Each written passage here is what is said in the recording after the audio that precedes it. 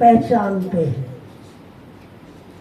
बहुत बड़ा सागर है और हमें ये आवश्यकता होती है कि पानी कैसा है देखें, तो हम क्या करते हैं, थोड़ा पानी उठाते हैं, अच्छा ठंडा है, चखा अच्छा नमकीन कमी है, पी लेते हैं, अच्छा सारा पानी ऐसा ही है, इतने में हम संतुष्ट हो जाते हैं। ऐसा तो नहीं है, नहीं 1 मीटर बाद भी देखो, नहीं इसको तोलो, टोटल कितना है, नहीं इसको खूब पीते हैं पहले, ऐसा नहीं होता। दूसरा क्या, कभी बड़े स्तर पे आयोजन करते हैं तो बड़े पात्र में हम चावल पकाते हैं, तो देखते हैं कि अच्छा 2 दाने 1 दाना उठाया, अच्छा पक गया, यही करते नहीं पता नहीं उधर वाले नहीं होंगे, सबको कर करके देखते हैं। व्यवहारिक विधि है। इस विधि का नाम है सिंधु बिंदु न्याय विधि। न्याय मतलब हम संतुष्ट हो जाते हैं, ये भी एक विधि। तो ये कह रहे हैं हम इस विधि से पूरे एग्जिस्टेंस को समझने का प्रयास करते हैं। इसके लिए बार बार कुछ शब्द आएंगे, 1-2, मैं पहले उन पे बात कर लेता हूं। एक शब्द आएगा, ये कितने चौक है, 1 है, छोटा छोटा बीच में हम सब्जेक्ट से भी देख लें, 1 में 1 घटाए कितना बचा, 0। ये शब्द या संख्या प्रतीक है, कल्पना, ये रियलिटी है। कितने चौक, 1 में 1 घटाया कितना बचा, 1 का 1 नहीं बचा भाई, 1 में 1 घटाया तो कितना बचा, 0 बचा या 1 का 1 बचा। ये है वास्तविकता। चीज का स्थान बदला है या रूप बदला है, चीज गायब नहीं होती है। दूसरा, 8 का आधा कितना होता है, 4। ये है कल्पना, ये है प्रतीक। 4 का आधा, 2 का आधा, 1 का आधा, 1 का आधा 2 होता है। ये है रियलिटी। हाँ, निष्कर्ष कल्पना में ही बनता है, वो एक ही बात है। कल्पना उसी को कह रहे हैं ना, अंदर का जो निष्कर्ष है, इस विचार आशा, वो ठीक है। रियलिटी, हाँ थोड़ा कुछ हिंट दे रहा हूं, रियलिटी देखने का अभ्यास। हम रियलिटी की ओर जा रहे हैं। हम 1 कब कह रहे हैं किसी चीज को और 2 कब कह रहे हैं,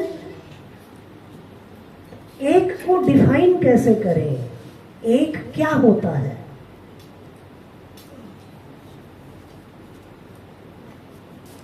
तो आप देखेंगे जिसकी कोई बाउंड्री सारी सर्व तरफ नजर आ रही है, और जब 2 कब कहा, अब इसकी बाउंड्री सब तरफ अलग नजर आ रही है, तो कोई चीज 1 है, ये उसकी सीमा से निर्धारित होती है। रियलिटी को ये अर्थ दिया ताकि ये दिखे सभी ओर से सीमित पदार्थ या रचना इकाई होती है। तो इकाई शब्द अब यहां बार बार प्रयोग होगा, तो हमें वास्तविकता में पता हो कि ये इकाई कह किसको रहे हैं।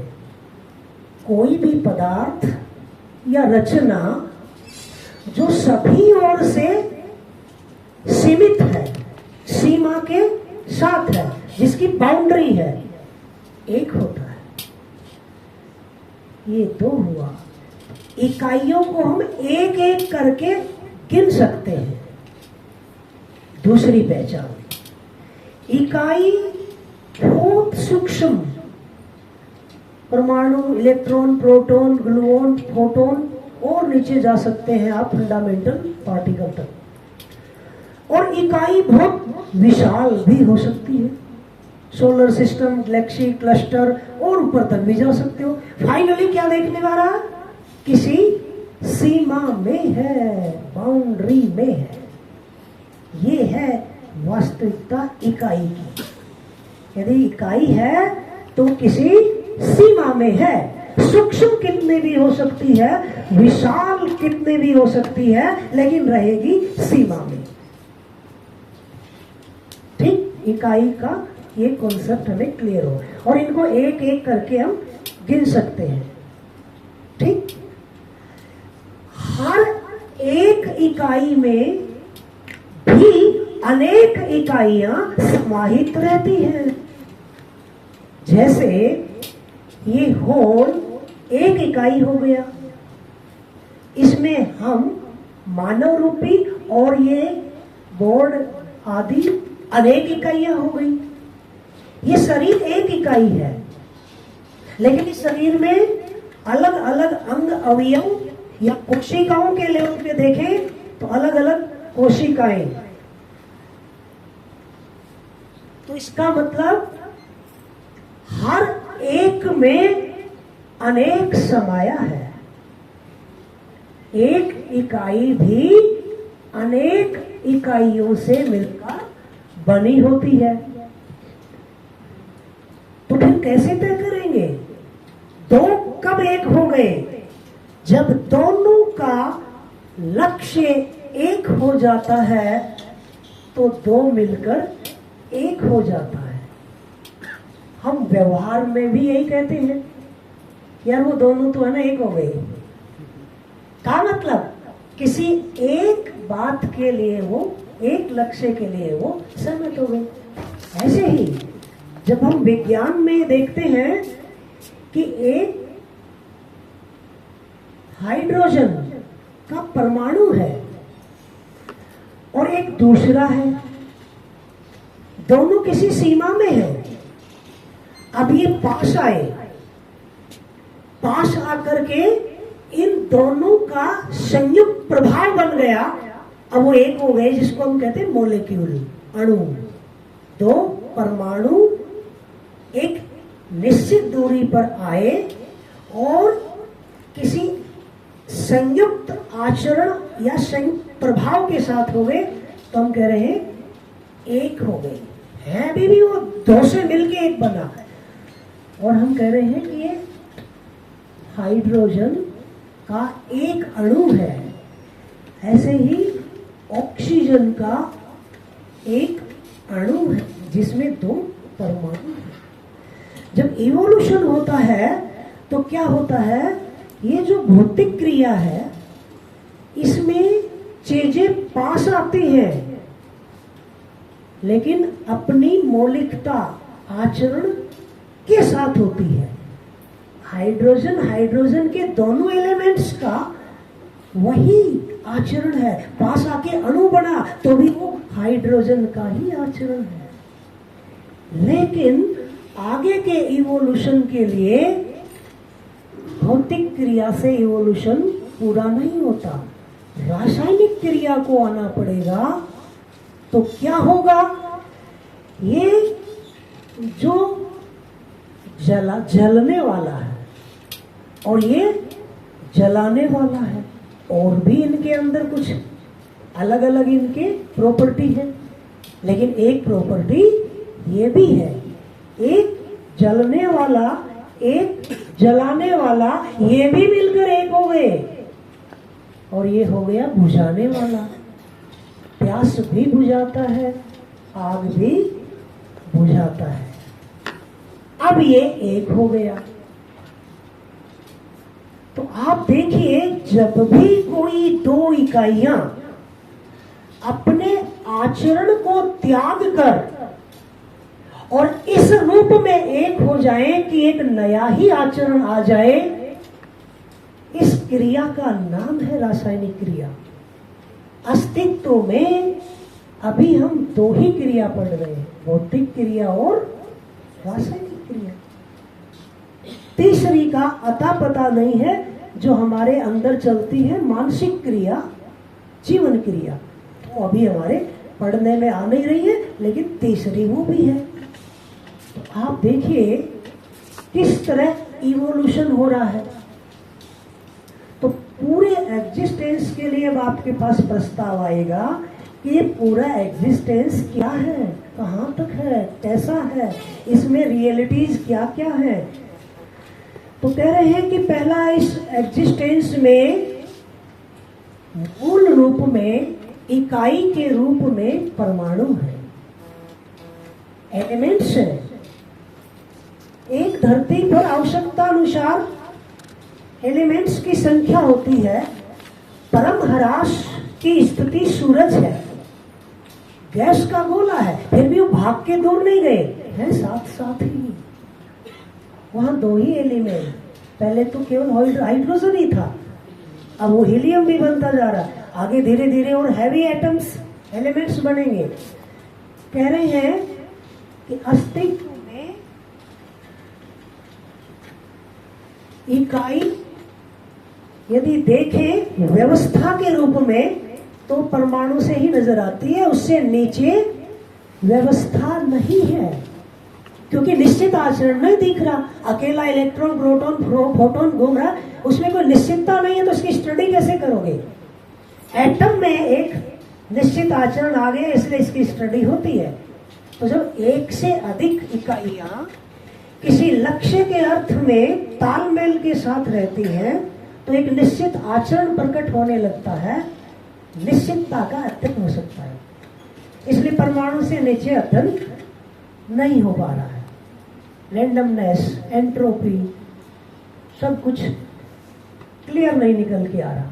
एलिमेंट्स का बढ़िया प्रॉपर्टी पहचान लिया तो ये कह रहे हैं कि अध्ययन यहीं से शुरू होगा। व्यवस्था की मूल इकाई परमाणु, संख्या अलग अलग हो सकती है किसी धरती पर, लेकिन एग्जिस्टेंस में अभी तक देखें तो अपनी धरती पर 118 टाइप के एलिमेंट्स पहचाने। कुछ नेचुरली थे, बाकी सिंथेसाइज किए। प्रपोजल है, मानना नहीं है। 120 की संख्या मैक्सिमम होती है। आधार क्या है आप पूछ सकते हैं।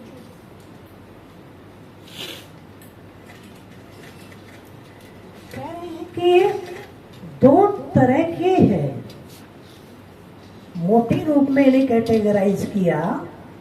एक वो जिनमें भौतिक क्रिया, रासायनिक क्रियाएं होती है,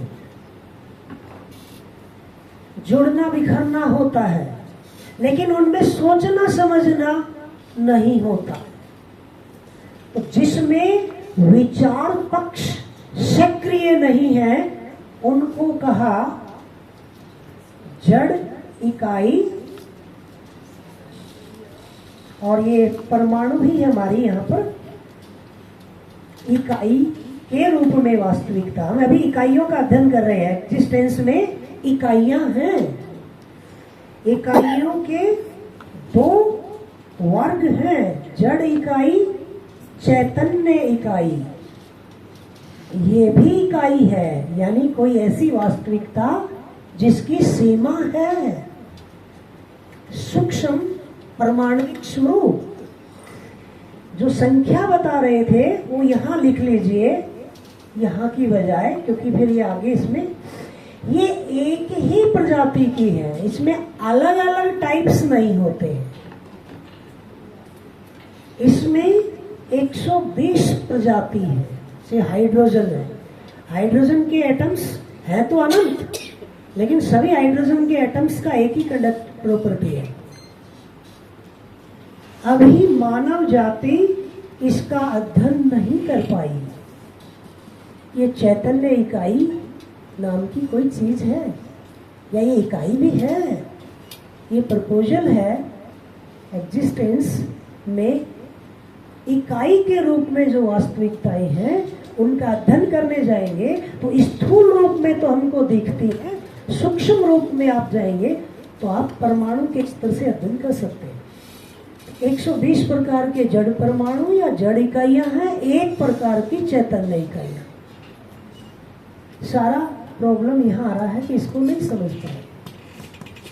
अब ये परमाणु अकेले नहीं रहते।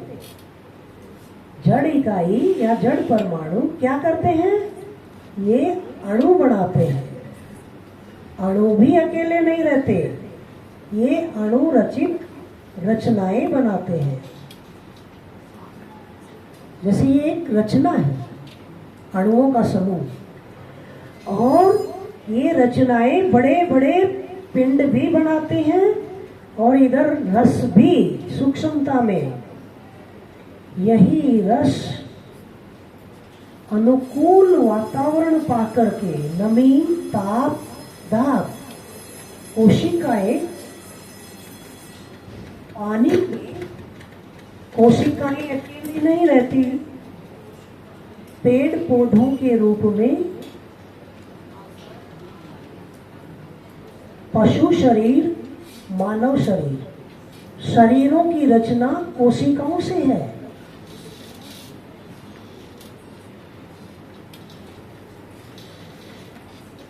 जड़ परमाणु या जड़ इकाइयों का प्रकटन अधिकतम भौतिक क्रिया के बाद रासायनिक क्रिया से मानव शरीर, और मानव शरीर में भी मानव ब्रेन एग्जिस्टेंस की सबसे कॉम्प्लेक्स और विकसित रचना है परमाणु ही।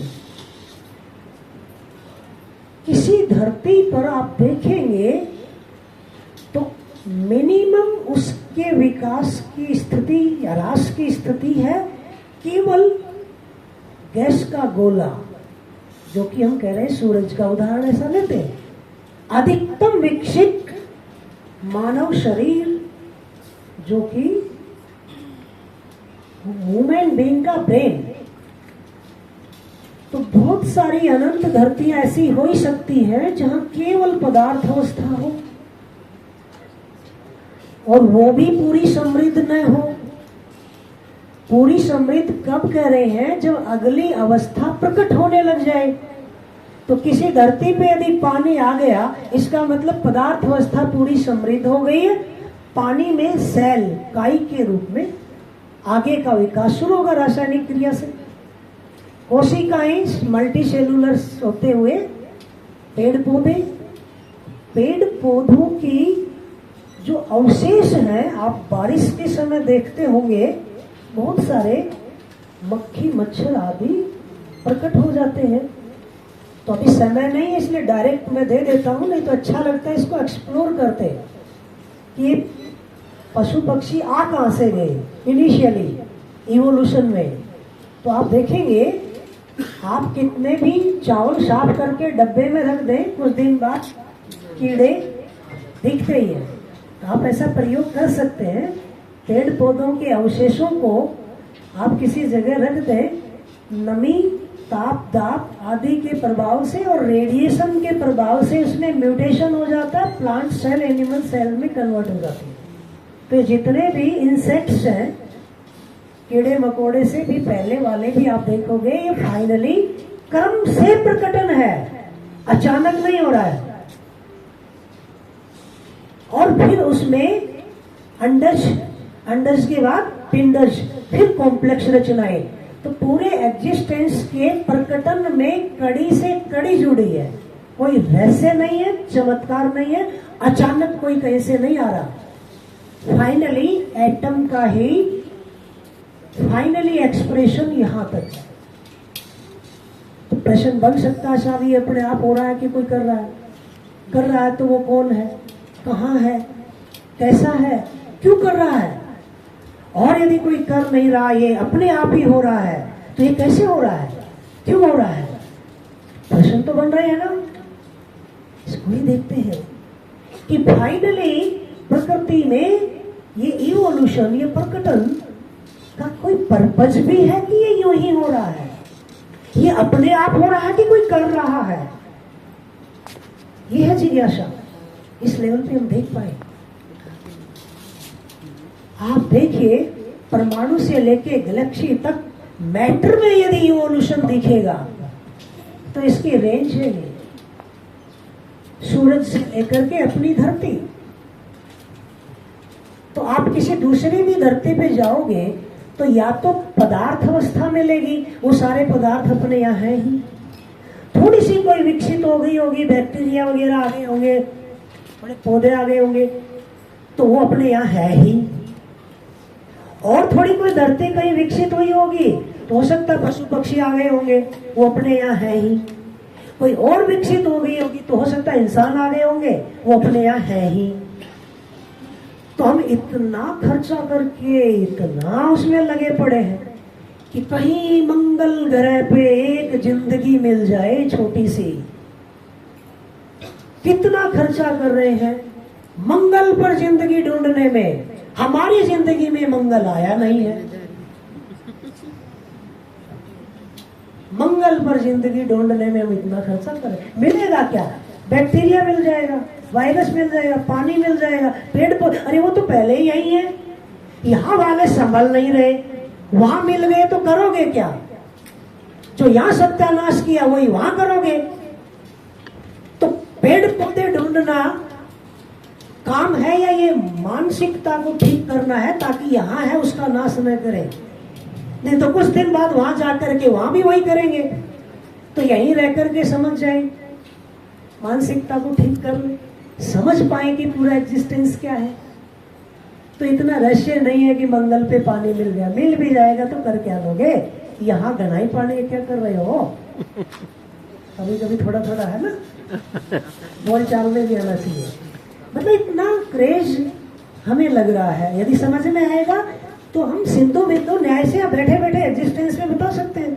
क्या अनंत इकाइयां हैं, धरतियों या तारे ग्रह सूरज के रूप में किसी भी एक को पकड़ लो, क्या मिलेगा? इवोल्यूशन की 4 स्टेज है। या तो पूरा मेटेरियल किंगडम मिलेगा, केवल हाइड्रोजन या मिलके थोड़ा हैवी एटम्स, थोड़ा विकसित हो गया, पानी आ गया तो सेल्स बनने लग गए होंगे, प्राण अवस्था आ गई होगी, और विकसित है तो जीव अवस्था, और विकसित है तो मानव आ गया होगा। अब फर्क ये है कि ये मानव हमारी तरह होगा या कोई और भी स्टेज है जो कह रहे हैं सेल्फ का भी कोई डेवलपमेंट हो सकता है, वो आ गया हो। हाँ, वो यदि मिलता है तो थोड़ा सा हमारे लिए उपयोगी होगा डेवलपमेंट में, वो तो एक अलग बात होगी। अब हम बता चलते हैं आगे, क्या एग्जिस्टेंस में इकाइयों के अलावा और भी कोई रियलिटी है क्या? तो हम एक प्रयोग करते हैं।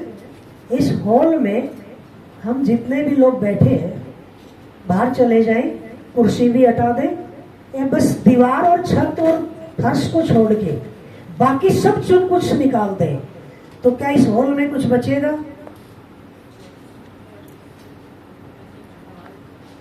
जी सर। हॉल में का मतलब दीवारों को तो हमने, है ना, एक कंडीशन रख ली, फर्श छत, हवा भी निकाल दिया, हवा भी निकाल दिया, फिर कुछ बचा? जी,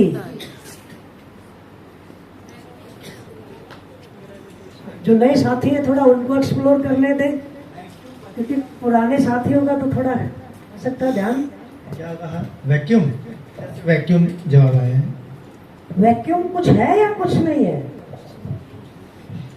सर, कुछ न होने को ही साबित करता है कि इसके अंदर कुछ नहीं है। कुछ नहीं है, खाली है, खाली है, अस्तित्व है।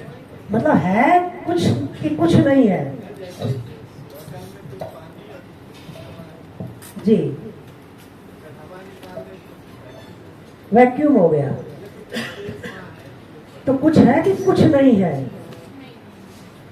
कुछ नहीं है और हम कह भी रहे हैं वैक्यूम है, तो पहले तय कर लो कि कुछ तो है या कुछ नहीं है। तो कुछ तो है या कुछ भी नहीं है? हाँ, लेकिन हम बोलते क्या है? बोलचाल में बोलते क्या है? कुछ नहीं है। सर जी, अगर सब कुछ निकाल भी देंगे फिर भी एग्जिस्टेंस तो रहेगा ही ना, इसका अस्तित्व तो है ही। हाँ, उसी को देख लेते हैं। चलिए, तो हम कह रहे हैं, जो आप ध्यान दिला पाए कि साहब वैक्यूम है, स्पेस है, वैक्यूम खाली जगह, वो तो रहता ही है, उसका तो एग्जिस्टेंस है। तो अब थोड़ा सा है ना बेल्ट बांध लीजिए। हाँ, सीट बेल्ट, क्योंकि अब हम पूरा यात्रा करेंगे एग्जिस्टेंस की, ब्रह्मांड की। तो आप थोड़ा सा समय कम इसलिए कोशिश करते हैं, फिर भी आपको पूरा घुमा के लाए हम कह रहे हैं कि एक एक जो इकाइयां हैं, चाहे वो कितने भी सूक्ष्म हो विशाल, सबको हटा दिया, फिर भी ये इकाइयां जिसमें थी वो वैक्यूम, वो खाली जगह तो है, जिसको हम स्पेस कह रहे हैं। अब आप आंख बंद करके ना, अभी आंख खोलेंगे तो अभी तो दिखेगा नहीं, तो मेमोरी तो है पीछे वाली, हम जब आंखों से देखते हैं तो हमें स्पेस किसी एक दूरी तक ही दिखता है, जो जहां तक है वहां तक दिख जाता है, एक दूरी तक दिखता है। फिर हम सूक्ष्मदर्शी दूरदर्शी लगा लेते हैं, तो जितना आंख से देख पाए उसे और दूरी तक देख पाए। तो क्या वो जितना दूरदर्शी से दिखा उतनी दूरी तक है कि और आगे दूरी होने की संभावना, और भी संभावना? कैसे देखे साहब? बड़ा दूरदर्शी लाओ, वो भी ला दिया, फिर भी संभावना है कि नहीं? है ही। तो इससे बड़ी ताकत को लगाना पड़ेगा, जड़ शक्ति से बड़ी शक्ति को लाना पड़ेगा, क्योंकि इससे तो जितना भी उसकी कैपेसिटी बढ़ा रहे हैं आगे संभावना नजर आ रही। तो अब हम क्या करेंगे? हमारे पास एक ताकत है जो उससे ज्यादा बड़ी है, जड़ शक्ति से बड़ी ताकत चैतन्य शक्ति की होती है। तो अब आप क्या करेंगे? अपनी कल्पना शक्ति को लगाएंगे, और आप क्या करेंगे? जाते ही जाएंगे, क्योंकि हमने यूनिवर्सल वीजा बनवा लिया है। होगा क्या? आपके सामने या तो कोई बड़ा तारा आएगा, या गैलेक्सी जाएंगी, धरतियां, आपको ये पावर है कि आप जैसे ही यूं कर देंगे वो हट जाएगा, और आपको जाते ही जाना है। कहां? जहां तक है वहां तक। तो आंख बंद करिए और देखिए आप कहां पहुंचते हैं। आंख बंद करिए और अपनी कल्पना शक्ति से अब देखिए, यदि हम जाते ही जाते हैं तो कहां तक जाते हैं? क्या कहीं पर कोई बाउंड्री, इस स्पेस की सीमा आती है? आती है तो सीमा किस चीज की बनी है? वो कहां तक है? उसके बाद क्या है? ये एक्सप्लोर करके आना है कुछ सेकंड, 50 सेकंड के लिए।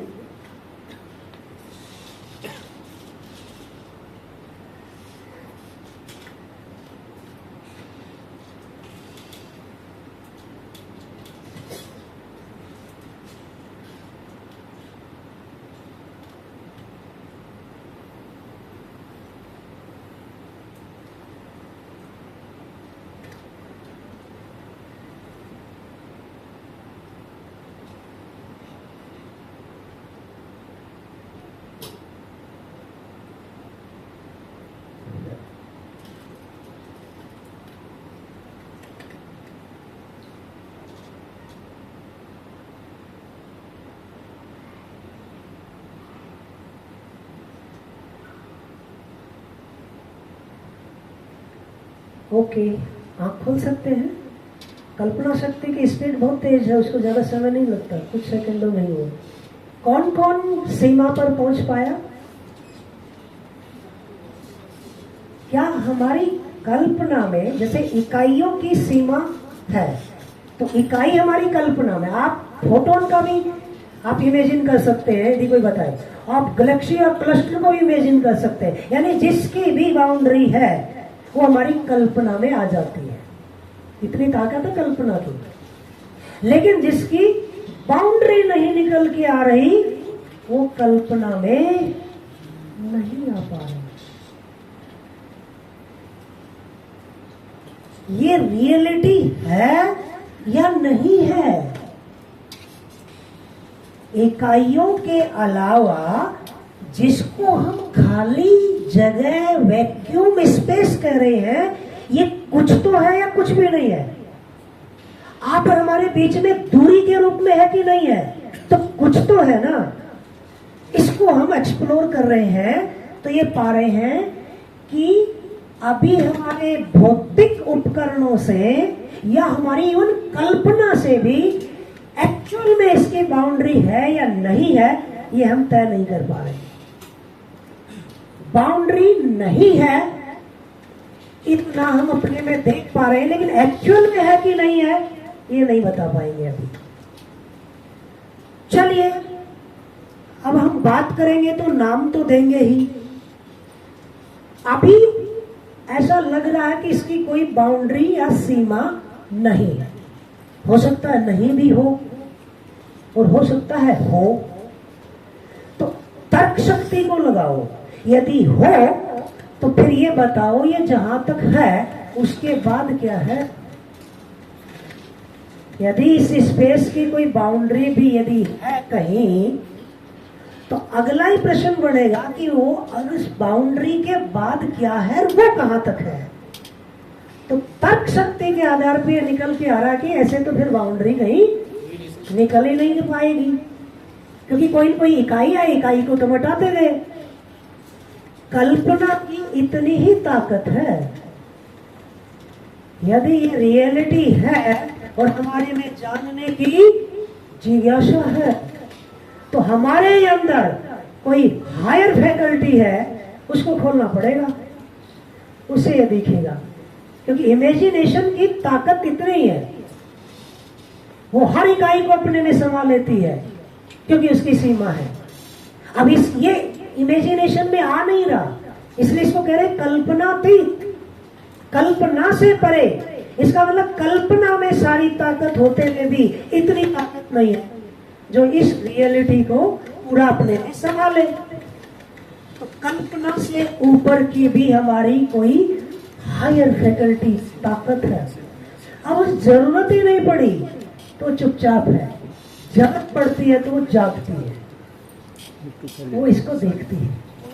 दिखाते हैं कितना जागते हैं, देखिए। तो मैं बात करूंगा तो शब्दों का प्रयोग करूंगा, आप मुझे शब्द देने में मदद करिएगा। एक ऐसी वास्तविकता जिसकी कोई सीमा नहीं है, उसको कोई एक शब्द देना चाहे। असीमित, असीम, अनंत प्रयोग में हम शब्द लेते हैं। यहां हम क्या कर रहे हैं, थोड़ा सा शब्दों को भी फिक्स कर रहे हैं। तो अनंत शब्द का प्रयोग हम इकाइयों के साथ करते हैं।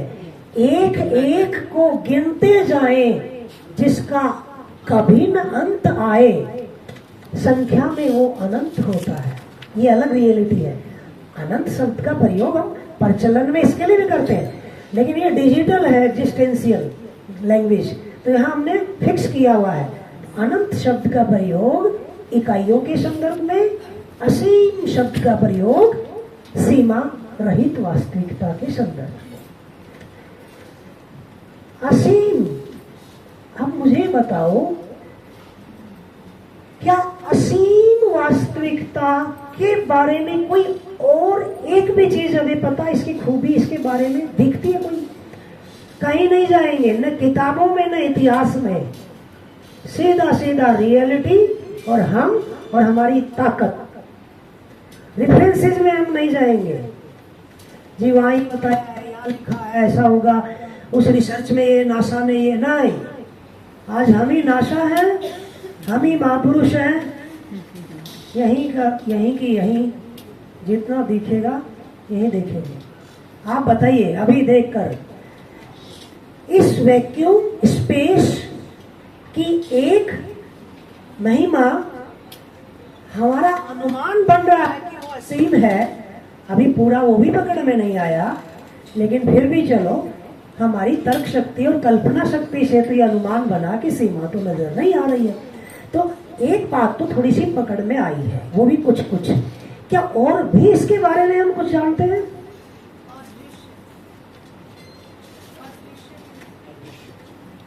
अदृश्य, जिसको देख नहीं पा रहे, लेकिन आप और हमारे बीच में ये दूरी के रूप में तो दिख रहा है।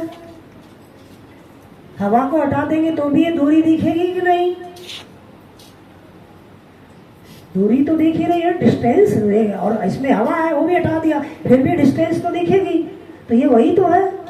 तो इसको बिल्कुल अदृश्य कहना भी थोड़ा सोचना होगा। इसकी एक और खूबी देखिए, क्या आप और हम एक दूसरे को देख पा रहे हैं ठीक से? क्या देखने में ये बीच की डिस्टेंस, स्पेस बाधा डाल रहा है? यदि ये बाधा नहीं डाल रहा तो इसकी एक और महिमा खूबी कुछ नजर आई, ये ट्रांसपेरेंट है। इसका प्रमाण मिला, ये डिस्टेंस रूपी रियलिटी ट्रांसपेरेंट है। कहीं जाने की जरूरत है इस प्रमाण को लाने के लिए? हम अपने में इतना भी देख पाए कि जिसके आर पार देखने में बाधा नहीं हो, पारदर्शी, इसकी एक खूबी। अब कुछ और भी इसके बारे में अनुमान बनता है। असीम भी हो गया, पारदर्शी भी दिख गया, क्या और भी इसके बारे में कुछ अनुमान बनता है? कुछ देख पा रहे हैं, कुछ बता पाए?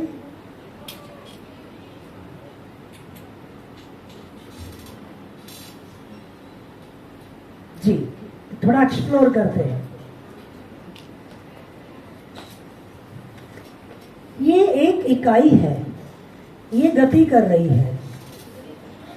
गति कब कर पा रही है?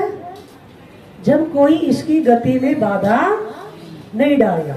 और ये बाधा आ गई तो गति नहीं।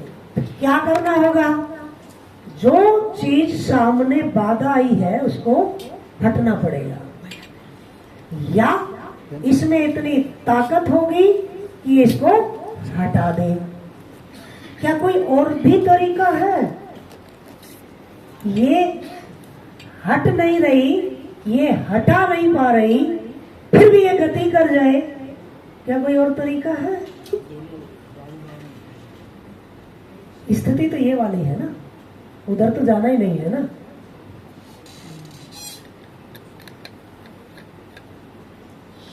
जी, और यदि ये ब्लेड होती और थोड़ा ताकत लगती, मैम कुछ कह रहे थे। एक संभावना और है, आर पार गति इसके अलावा संभव ही नहीं है। यदि कोई सामने आ गया तो या तो हटना पड़ेगा या हटाना पड़ेगा, नहीं तो कटना पड़ेगा, और कोई तरीका ही नहीं है। वास्तविकता क्या है? यदि कोई चीज गति कर रही है और कोई चीज सामने आ गई, स्थान घेरने वाली चीज, तो इसकी गति तभी संभव है, या तो उसको हटना पड़ेगा या इसको इसे हटाना पड़ेगा, नहीं तो कटना पड़ेगा। चाहे ये कटे चाहे ये कटे, किसी एक को इतना सूक्ष्म होना पड़ेगा कि उसके आर पार हो सके। पकड़ में आया? स्पंज है पानी में, या रुई है पानी में, हम आगे बढ़ाएंगे तो भर जाएगी। क्यों? क्योंकि पानी आर पार हो गया। ठीक, तो अब इसको चेक कर लेते हैं। यदि ये चीज चल रही है आगे, तो हवा तो हट रही है, क्या दिख रही है? और आप यदि ये जिद कर लें कि दिख नहीं रही साहब, और जब तक दिखेगी नहीं हम नहीं मानेंगे, तो फर्क हवा को पड़ेगा कि हमें? और हमारे चाहने से हवा मोटी होके दिख जाएगी। आप जिद कर लो, वायरस होता है जी, हम नहीं मानते, दिखाओ, तो वायरस को बड़ा होना पड़ेगा या हमें ही जैसा है वैसा समझना पड़ेगा। हमारे जिद करने से वायरस का अस्तित्व नहीं मिटने वाला, और वो हमारी कल्पना के अनुसार बड़ा होकर दिखने वाला नहीं है। यदि कोई वास्तविकता है और हमारी उसकी जरूरत है समझने की, तो हमारे अंदर ही वो ताकत है, उसको जगाना होता है, वो उसको भी देख लेती है। दिखाऊं?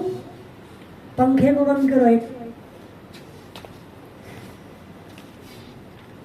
अभी हवा का झोंका आ रहा, तो हवा का एहसास हुआ, स्पर्श, तो आंखों से नहीं दिखा तो हमें दूसरे तरीके से दिखा। अभी तो हमने माना हुआ है कि हम केवल आंखों से देखते हैं। आप में से मैं कई लोगों को नहीं, सबको जानता हूं। आप में से कोई कान से भी देखता है, कोई नाक से देखता है आप में से? देखो, जबकि सब देखते हो। आप बोलते भी हो, मैं सुनकर देखूं, मैं सुनकर देखूं, मैं चख कर देखूं, मैं छू कर देखूं। मैं पांचों इंद्रियों से देखता हूं। देखने का मतलब मैं पहचानता हूं, मैं समझता हूं। और यदि मैंने समझा तो देखा, नहीं समझा तो क्या देखा? फाइनली समझा तो देखा, नहीं समझा तो क्या देखा? देखने का मतलब समझना। तो मैं केवल आंख से ही नहीं देखता, पांचों इंद्रियों से देखता हूं। अब ये पंखा है, ये धीरे धीरे रुक रहा है, थोड़ा सा और वेट कर लेते हैं, तब तक हमारी देखने की अंदर वाली ताकत को जगा लेते हैं।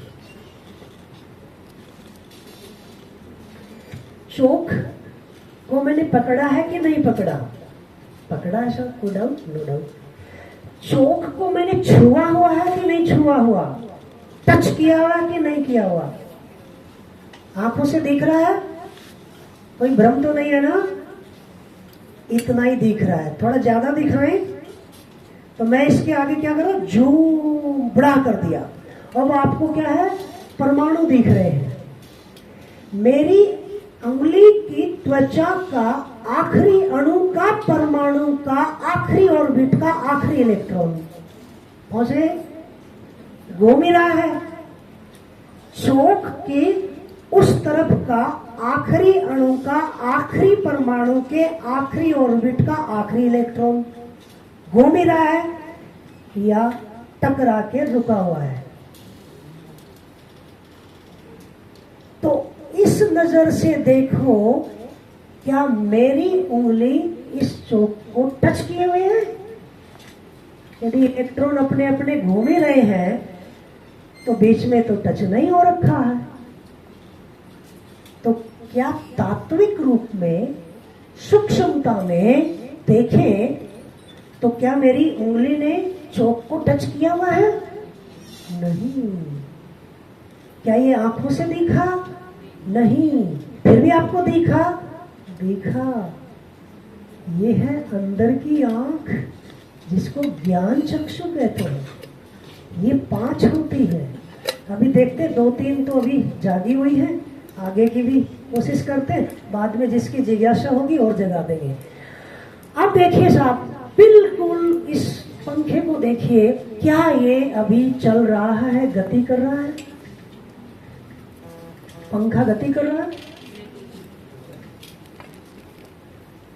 अब मुझे ये बताइए, इस पंखे को देखने गए तात्विकता में, तत्व के स्तर पर, परमाणुविक स्वरूप, मूल सच्चाई के लेवल पे, सूक्ष्मता में, तो परमाणुओं से बना है भाई साहब। और परमाणुओं में गति है कि नहीं? सारे परमाणु गतिमान है तो पूरा पंखा गतिमान है कि नहीं? नजरिया चाहिए साहब, चीज वही है। कल लिखा था ना, नजर बदली तो नजारे बदल जाएंगे। दूसरा और दिखाऊं, ये धरती घूम रही है और धरती पर ये पंखा भी है। धरती की स्पीड 1,07 किलोमीटर पर आवर है, पंखे की भी स्पीड यही है। क्या पंखा एग्जिस्टेंस में एक ही जगह है कि धरती के साथ साथ ये भी घूम रहा है? तो पंखे, धरती तो घूम रही है ना, तो पंखा धरती के साथ जा रहा है कि पंखा अपनी जगह है, धरती चले गई? तो पंखे की भी गति है कि नहीं है? धरती के साथ। आप चांद पे खड़े होकर देखेंगे तो पंखा एक ही जगह दिखेगा कि धरती के साथ साथ गति करते दिखेगा? सूक्ष्मता में देखने गए तो हर परमाणु हमेशा गतिशील है, और सारे परमाणु गतिशील है, तो ये पूरा का पूरा गतिशील है। स्थूल स्तर पर देखने गए तो धरती के साथ साथ 1,07,000 किलोमीटर पर आवर की स्पीड है इस पंखे की, और अंदर जाएंगे तो 90,000 किलोमीटर पर सेकंड की स्पीड है। स्थूलता में, सूक्ष्मता में क्या मेरे दिख रहा है? लेकिन हम तो कहते साहब कौन आई, बिल्कुल भी गति नहीं है। इसलिए आंखों से पूरा नहीं दिखता है, जितनी जरूरत है उतना ही दिखता है। जी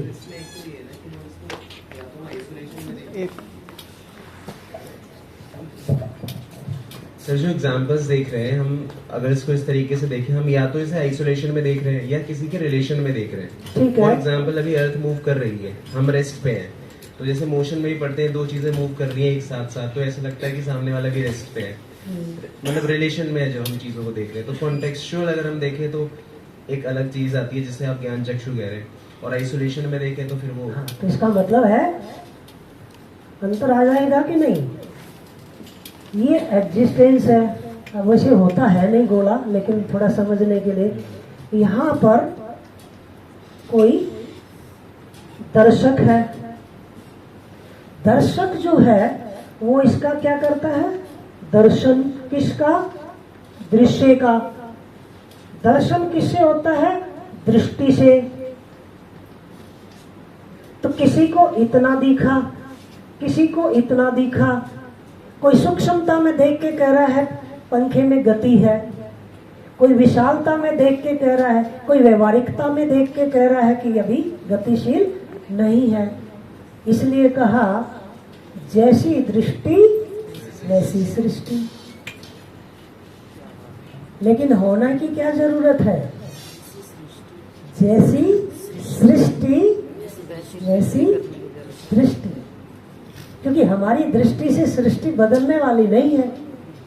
तो जैसी है वैसी देख पाएंगे तो हम ठीक से समझ पाएंगे, तो जी पाएंगे। और जैसी सृष्टि है उससे कल्पना से कुछ का कुछ मान के चलेंगे तो फंसेंगे। तो मानव जाति में एक दर्शन क्षमता होती है, एक दृष्टि होती है, उससे चीजें दिखती है। तो हम कह रहे हैं कि केवल दृष्टि यही नहीं है, अंदर भी है।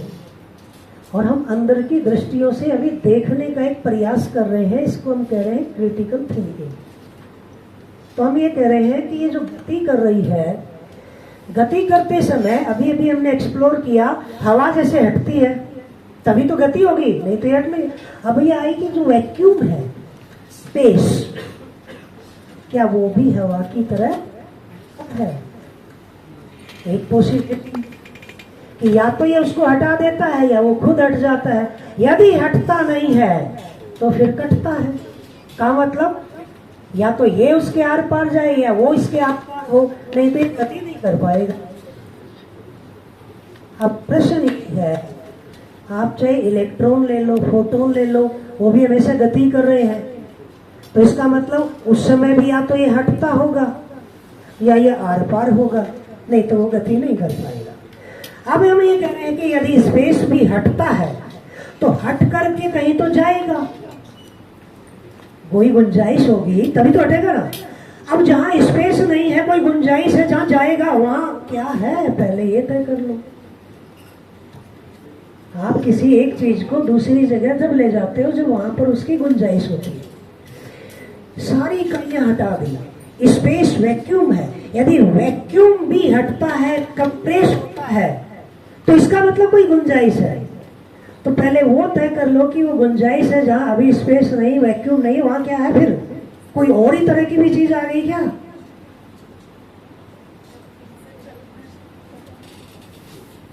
वहां कोई गुंजाइश नहीं है। तो फिर एक ही चीज नजर आई,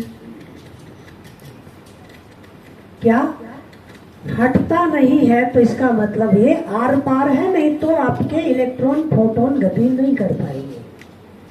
अभी समय कम है इसलिए थोड़ा जल्दी चलना है, इसलिए इसका वास्तविकता का क्या नाम दे, जो आर पार रहता है। अब आप घूमते रहो क्योंकि वो तो आर पार है, आपकी गति में बाधा नहीं डाल रहा। अब वो हर जगह है, तो प्रश्न ये उठा जहां इकाई है क्या वो वहां भी है? कैसे तय करें? भाई ये यहां था, अब यहां आ गया, अब जहां पर चौक है वहां भी वैक्यूम है कि नहीं है?